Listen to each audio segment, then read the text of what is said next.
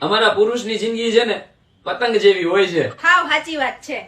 પતંગને આમ આકાશમાં ઉડવું ગમે અને તમને આમ બહાર ભટકવું. પતંગને ઉડાડવા માટે છે ને કંની બાંધવી પડે અને તમને બાંધવા માટે છેડાછેડી. અમારા પતિ નામના પતંગની દોરી છે ને પત્નીઓના હાથમાં હોય છે. તોય તમે બીજે લંગરિયા નાખવા જાવ છો.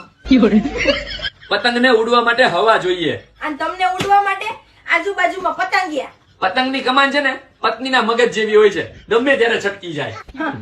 તો પતંગને સ્થિર રાખવા માટે જે પૂંછડું બાંધવું પડે ને એમ તમને પૂંછડા બાંધીએ ને તો ઘડી ખારા રહ્યો છો, પછી હતા ને એવા ને એવા.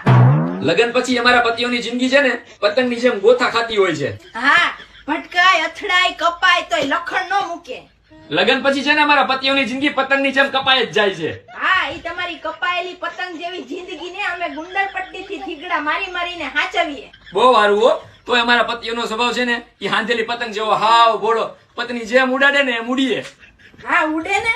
અને પછી કલરિંગ પતંગ જોઈને તોય પેચ લડાવવા જાય, કપાઈ જાય, પડી જાય, પછી છેલ્લે તો હાંજ પડે ઘરે જ આવે હરખ પદુડો.